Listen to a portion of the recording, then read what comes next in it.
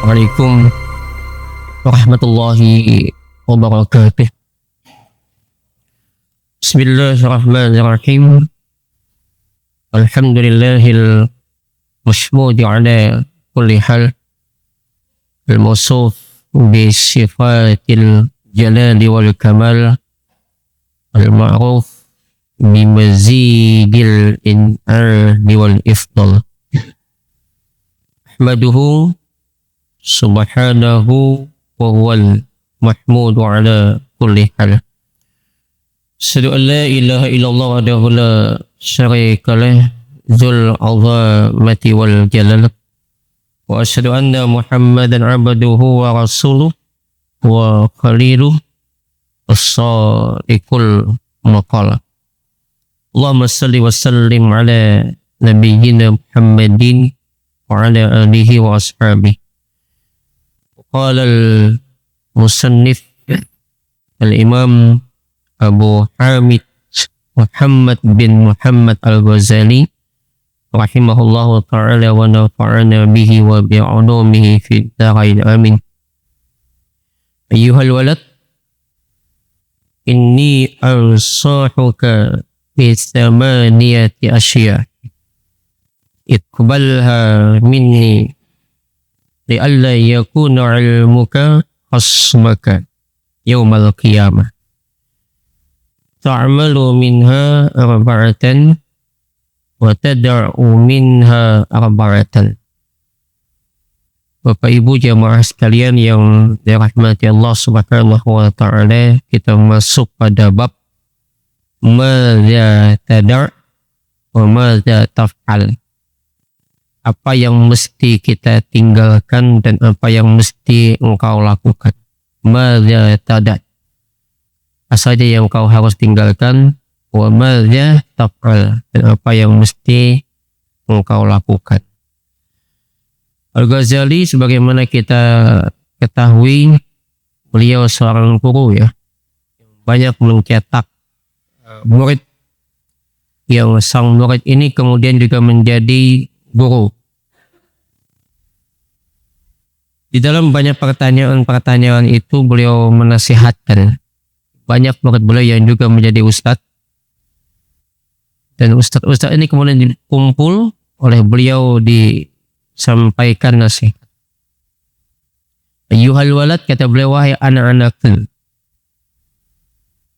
inni ansahuka bi thamaniyati asya, sesungguhnya aku akan menasihatkan kepadamu bi thamaniyati asya, 8 perkara.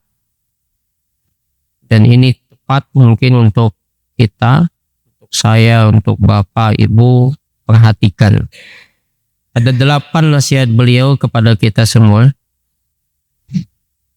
Yang pertama, yang pertama, iqbalha minni,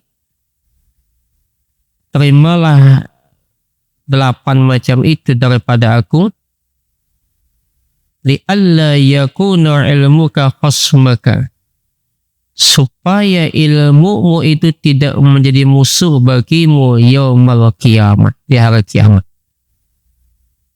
Ilmu bisa jadi musuh bagi kita, ya. Maka kata beliau, ta'malu minha, amalkan olehmu daripadanya itu arba'atan, 4 macam, wa tada'u minha, dan tinggalkan daripadanya itu juga arba'atan, ada 4 yang dikerjakan, 4 yang kau tinggalkan, supaya ilmu itu tidak menjadi musuh. Ada beberapa hadis yang pernah saya sampaikan, hadis ini sahih.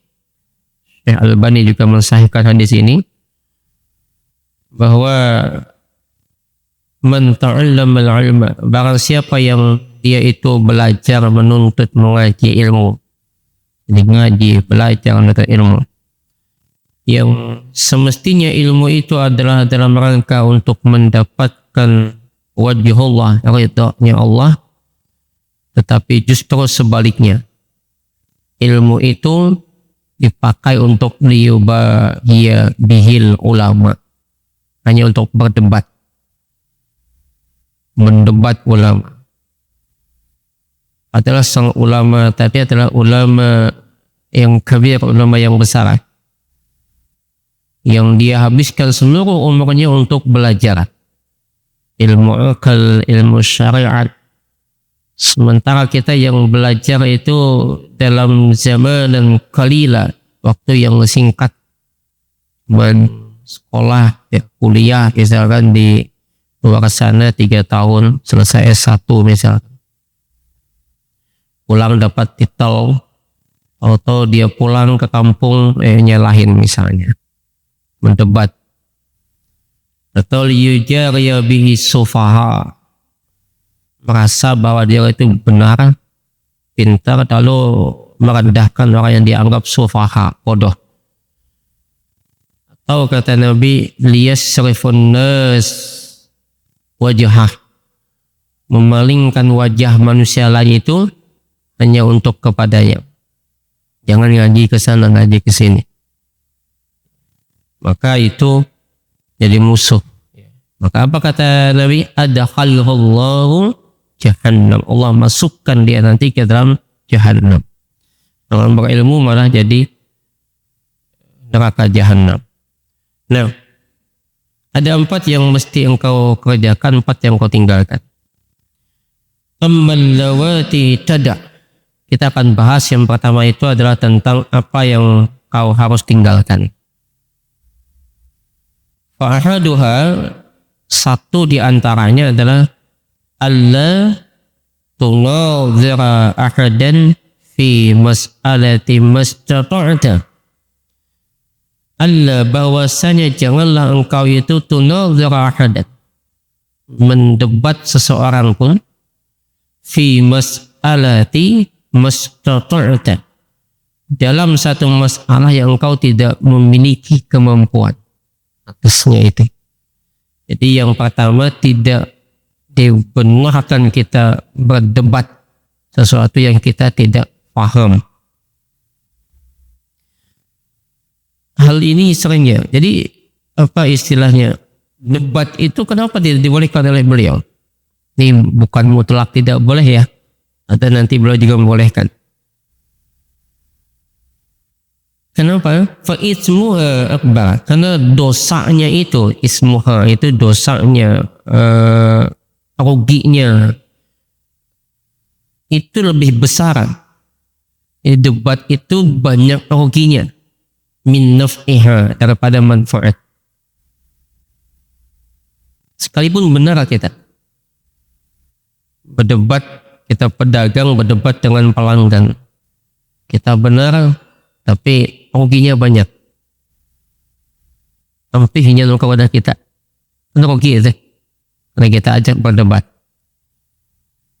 debat lawan bini, bujur kita. Lalu biasa kalau lawan bini itu kita yang kalah biasanya kan, itu enggak ada hasil, maka ruginya itu lebih besar daripada manfaat. Iya, di dalamnya itu, dianya itu, yang debat itu, membau, itu menjadi sumber kulli khuluqin jamim. Jadi debat itu menjadi sumber daripada setiap khuluqin jamim, akhlak yang tercela. Ria, merasa ria, ingin dilihat. Wal hasad, ada kedengkian. Wal kibar, sombong. Kalau menang itu sombong. Wal hikit, dendam, saling menjatuhkan. Wal adawah, musuh, saling menjatuhkan.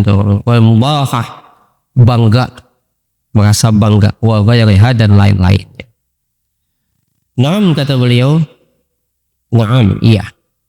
Law waqa'a mas'alatun bainaka wa baina syakhsin aw qaumin, kalaulah memang ingin menampakkan satu masalah antara engkau, bainaka wa baina syakhsin, dengan seseorang, atau kaumin, atau dengan satu kaum, kau ingin menampakkan sesuatu yang benar, kita ingin menampakkan kebenaran supaya dilihat oleh kaum, ya. Maka kata beliau, jika engkau ingin menampakkan sesuatu kebenaran di hadapan seseorang atau di hadapan satu kaum, wa kanat iradatuka fiha, dan adalah engkau kemudian menginginkan atau menghendaki membahasnya, ya, di dalamnya itu, maka dibolehkan tentu tuzhiral haq, ingin menampakkan kebenaran tadi, wala yadi, tidak menyia-nyiakan ya zal bahas, dibolehkan untuk dibahas. Jadi ketika kita ingin menampakkan kebenaran di hadapan seseorang atau di hadapan satu kaum, maka dibolehkan supaya tidak menyia-nyiakan kesempatan tadi untuk kita bahas. Boleh. Namun, ada namun, lakin, tetapi, litilkal iradati alamatani, maka itu ada dua alamat, dua tanda, dua cara. Yang pertama, yang pertama, Allah, bahwasanya janganlah engkau tufarrika baina an yankashifal haq, janganlah engkau itu membedakan sesuatu yang terbuka kebenarannya, yankashifal haq, terbuka kebenaran, ala lisanika atau ala lisani ghairika, atas lisanmu atau lisan orang lain. Ya, kalau kita ingin berdebat juga, ingin menampakkan juga kebenaran tadi, satu, kita terima kebenaran dari lisan manapun. Iya. Tidak boleh mempermalukan. Karena di dalam itu ada syahwat. Jadi kita akan bahas bagaimana iblis membuat itu menjadi syahwat itu dalam ibadah, dalam kebenaran. Caranya adalah, kata iblis, saya bikin mereka annahum yahsabuna annahum muhtadun. Mereka itu menyangka yang paling benar. Ini. Dan di beberapa kali Al-Ghazali itu ingatkan, salah satu bentuk itu adalah ketika kita ingin bertanya, menyoal sesuatu, tetapi pertanyaan itu kebencian, itu enggak boleh. Kebencian, jadi hasad dan bughdil, hasad dan bughdil, ya, itu enggak boleh. Yang kedua, apabila kita ingin menanyakan sesuatu, tetapi pertanyaan itu adalah untuk apa istilahnya, ini kita paham sesuatu itu, udah paham, kita sepakat, tetapi sengaja kita angkat supaya yang lain tadi tersinggung, itu enggak boleh. Hal yang menyinggung itu enggak dibolehkan. Tahu aja hukumnya, tapi kemudian kita angkat supaya yang lain tuh paham juga nih, poinnya itu salah. Itu juga termasuk tidak dibolehkan. Imam Hanafi itu imam yang paling banyak pengikut hari ini. Ya, terbesar mazhab itu Hanafi. Di Mesir, Pakistan, Bangladesh, India, di negara-negara barat, itu yang dipakai itu adalah mazhabnya Hanafi. Namun ahli ra'yu, ini banyak menggunakan logik, akal. Satu waktu beliau lagi duduk habis selesai kajian, duduk beliau itu begini, beliau menghunjur batis, di mana menghunjur batis, capek juga kan duduknya. Lalu datanglah seorang tua yang pakai jenggot putih. Kalau ada orang tua pakai jenggot putih, itu biasanya adalah orang yang punya ilmu. Dulu kalau kita kecil nonton film silat, kalau ada guru silatnya itu pakai jenggot putih, itu berarti ilmunya tinggi. Di mana ketinggian ilmunya? Ilmu kebijaksanaan. Ya kan? Orang tua jenggot putih itu bijaksana. Wah, ini. Jadi jenggot itu lambang kewibawaan, lambang kebijaksanaan dan cerdas. Ada orang bilang jenggot itu nggak cerdas, itu salah dia. Orang berjenggot itu cerdas. Saya mau pakai jenggot nggak bisa Pak. Ya, berarti nggak cerdas ya. Makan jenggot itu cerdas. Tapi jangan pula kemudian dipadakan bila kata berjenggot itu kada sumbang. Oh jangan juga gitu. Karena ada daerah yang tidak bisa pakai jenggot. Sia kita nggak pas kalau di barat, di timur tengah itu memang wilayahnya memang daerah yang bisa menumbuhkan jenggot juga. Ya India itu kalau ini sampai ke ini kita di tangannya nggak tumbuh. Jadi jangan coba-coba antum menghukumkan orang itu dengan hukum asal-asalan loh. Ya. Jadi lihat ada yang berjenggot, Imam Hanafi langsung yang tadinya berselonjoran langsung duduk. Kenapa? Memuliakan orang berilmu beliau. Duduk menghadap. Setelah itu si laki-laki tua ini bertanya, dan pertanyaan ini yang membuat kata Imam Hanafi, saya kira dia orang cerdas. Ternyata dia orang yang ahmak. Ahmak itu tahu orang yang bodoh. Dungu ya, bukan bodoh. Itu dungu bahasa Arabnya. Nah lalu apa pertanyaan si laki-laki tua ini? Wah Imam, bagaimana menurut pian? Bila mana kita puasa, kemudian waktu maghrib udah sampai, tapi nggak dengar azan. Imam Hanafi dengar itu, yang tadinya dia duduk menghadap dengan situ orang tua yang tadi dianggap cerdas, kembali dia selonjorkan kakinya. Kemudian dia komentar, saya kira cerdas nih.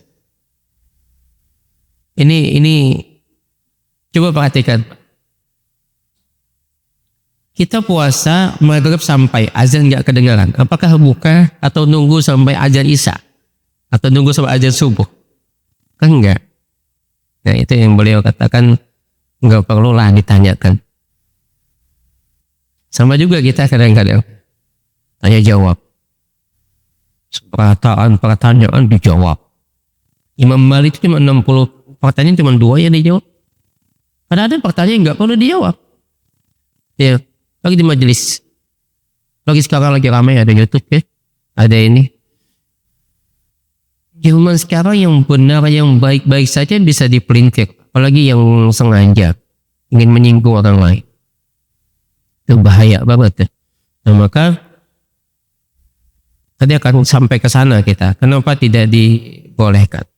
Nah, terkecuali memang untuk keperluan media. Kalau dulu di radio, tanya jawab di radio, atau misalnya di TVRI. Itu ada kepentingan, ya kepentingan jualan. Ya. Nah, kalau di majelis itu ya khusus kita murni adalah ilmu, bukan debat. Nah baik. Maka yang pertama dibolehkan dengan catatan adalah terima kebenaran dari siapapun. Wasani yang kedua ayyakunal bahsu adalah membahasnya itu fil khala, di tempat yang khala, sunyi, sepi, gak banyak manusia. Ahabba ilaik, lebih dicintai kepada engkau min ayyakuna fil malak, daripada di tempat yang terbuka. Nggak boleh Ustaz terbuka. Boleh juga. Bila itu menyangkut hajat hidup. Debat pilkada boleh. Debat gubernur boleh. Debat wakil boleh. Debat wali kota boleh. Tapi ingat satu hal. Debat yang membicarakan khusus tentang apa yang memenuhi hajat. Jadi program. Jangan debat menyerang pribadi. Menyerang orang lain pun nggak dibolehkan. Itu dah menyalahi aturan Islam. Islam tuh boleh menyampaikan program tadi, tapi tidak menyampaikan kelemahan lawan. Nggak boleh menyampaikan kelemahan lawan kita. Karena lagi rame-rame itu. Dan biasanya panas debat. Yang panas itu adalah pasukan. Pasukannya yang panas. Ramai kan.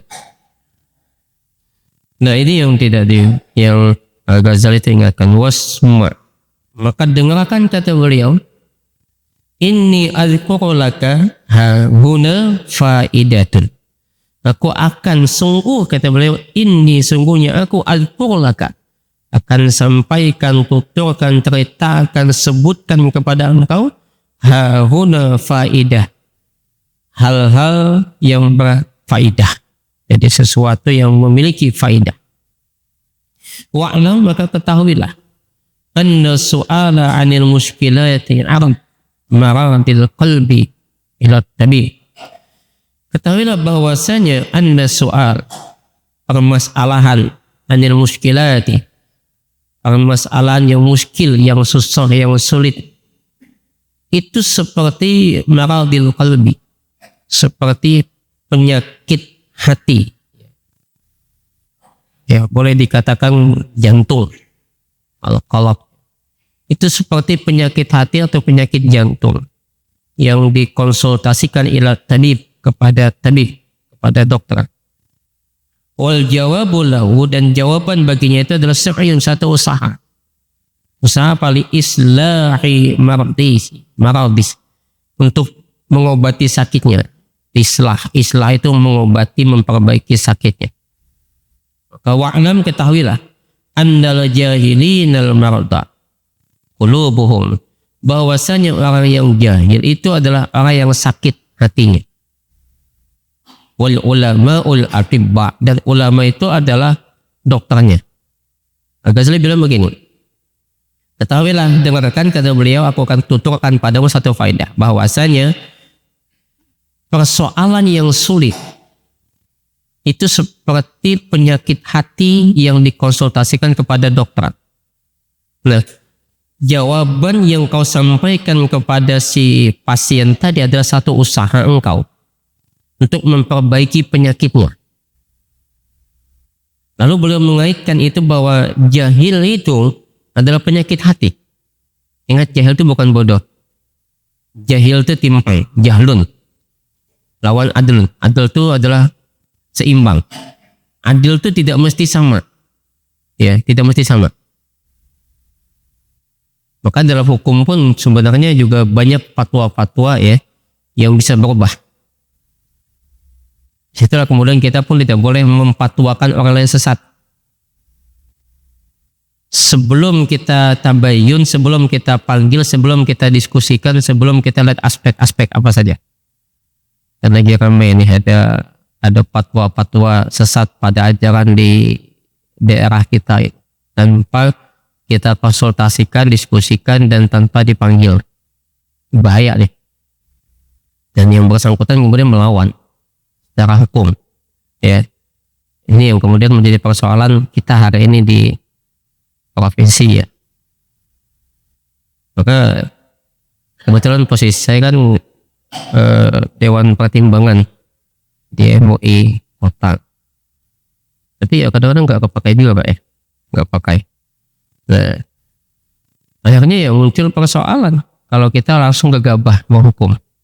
Nah pun begitu pula kita jangan gegabah menghakimi orang lain dalam persoalan hukum. Nah, orang yang jahil itu bukan bodoh.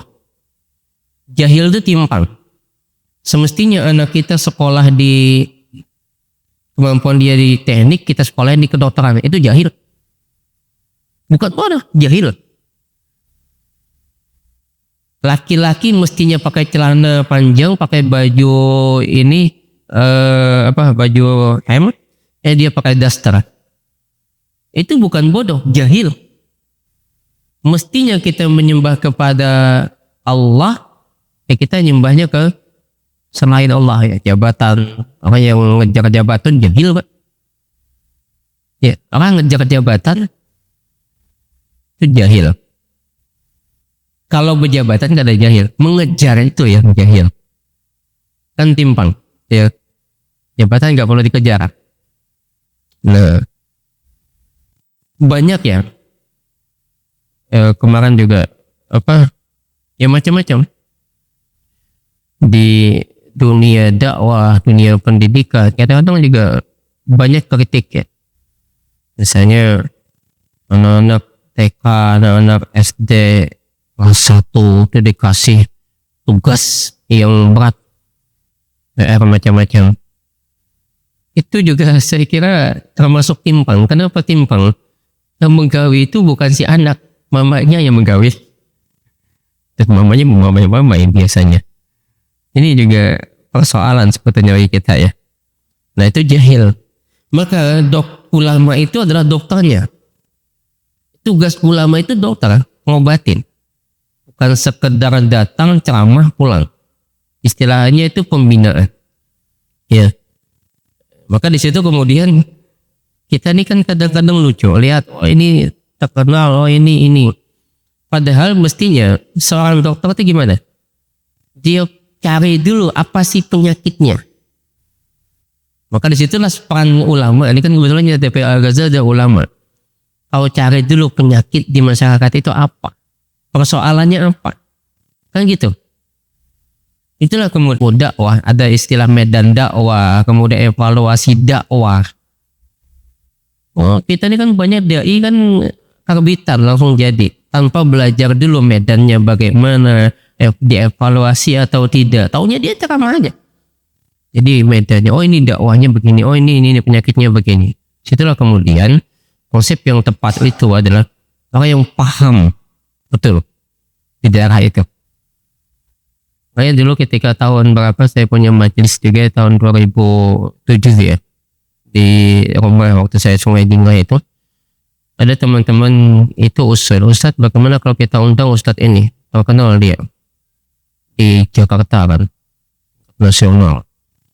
Ketika diskusi dengan anunya itu terserah saya bilang ya ternyata kan ada budget di lapor lagi saya gak usah lah gak ada guna juga kalau gitu caranya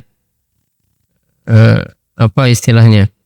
Jadi kita kan banyak ustadz juga di sini pakai itu aja kan kalau mau acara ya pakai yang ada aja. Kalau dia datang sekedar ini lo pulang ya kalau sekali-kali gak apa-apa lah kalau misalkan ini gak usah kalau dipaksakan saya bilang. Nah maka ulama itu adalah dokternya yang harus tahu semua. Ya, kemudian wal alimun naqis. Ada alim tapi dia kurang sempurna. La yuhsinul mu'alajah, dia tidak akan mampu untuk mengobatin. Wal alimul, jadi ada orang yang alim tapi enggak sempurna. Alimnya tuh naqis kurang kealimannya, dia enggak akan mampu menyembuhkan penyakit. Wal alimul kamil, ada alim tapi dia sempurna, itu pun la yu'aliju kulla maridin, dia tidak akan mampu menyembuhkan semua penyakit, tidak akan mampu. Bal, tetapi yu'aliju man yarju fihi, hanya akan mampu mengobati man bagi yang yarju mengharapkan fihi di dalamnya qabulal mu'alajah, yang ingin diobati, wasilah dan ingin diperbaiki. Jadi ada alim yang tidak sempurna, dia nggak bisa ngobatin. Aliman, ya. Ada alim dia sempurna, tapi dia pun tidak bisa mengobati semua. Hanya yang bisa diobatin itu adalah orang yang memang mengharapkan diobati, hendak, pengen, ya. Itu nanti makanya Tuhan kadang-kadang juga perintahkan kepada Nabi, udah tinggalkan aja, jangan diherani. Apa yang pernah itu, yang apa istilahnya Allah perintahkan kepada Nabi itu di surah apa tuh? Fa'arid, tinggalkan, hai Muhammad, orang yang mentawalla, berpaling dia, min dikrina, daripada dikrina peringatan kita, kami, walam yurid, dan tidak ingin illal hayat dunia, kecuali kecintaan hidup di dunia. Kan Allah perintahkan udah tinggalkan. Kita juga begitu ya, bahwa orang yang bisa sembuh itu hanya bagi yang ingin disembuhkan, yang ingin menerima pengobatan. Jadi nanti terkait juga dengan metode-metode Pak ya. Al-Ghazali ini luar biasa. Beragama itu tak lepas dari metode juga. Tafsir ada metodenya, fikih ada metodenya. Jangan asal, oh ini Qur'annya begini, dalilnya begini. Ada metode. Tidak hanya Qur'annya aja, metodenya gimana? Ada diumumkan orang sakit, wahai pasien yang sedang sakit, pian ambil semua, datang aja ke gudang obat, ambil obat, minum pian. Tanpa resep, tanpa dosis yang benar, keracunan kita. Karena ini banyak orang yang keracunan beragama. Ya, tapi nanti kita bahas sampai ke Al-Ghazali bicara sampai ke sana. Nah maka Al-Ghazali bilang, ada yang tidak mau sembuh, ada yang mau sembuh tapi dia berusaha menerima dulu. Tetapi ada juga yang istilahnya orang itu udah penyakitnya kronis ya, penyakit yang sudah sangat susah disembuhkan. Maka tabib yang benar atau dokter yang benar itu, fahadzaqatu tabib yang cerdas itu adalah dia akan berkata hadza la yaqbalul ilaj, ini tidak bisa disembuhkan. Ala yaskal, maka jangan sibuk fihi dalamnya bimudawatih, untuk mengobatinya.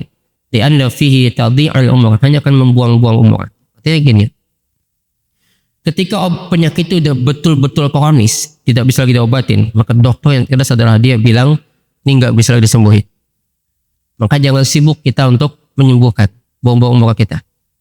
Maka begitu pula ada pertanyaan, yang pertanyaan itu sebetulnya tidak perlu dijawab. Maka jangan heran kok ada ulama yang nggak menjawab pertanyaan. Ya. Atau ada ulama yang justru mengatakan, udah tanya ke sana aja. Ya. Itu ulama yang cerdas sebetulnya. Bukan dia orang bodoh, bukan, dia cerdas. Mohon maaf, nih bukan keahlian saya. Coba di sana ada yang lebih ahli. Oh, itu bukan orang yang bodoh, orang cerdas.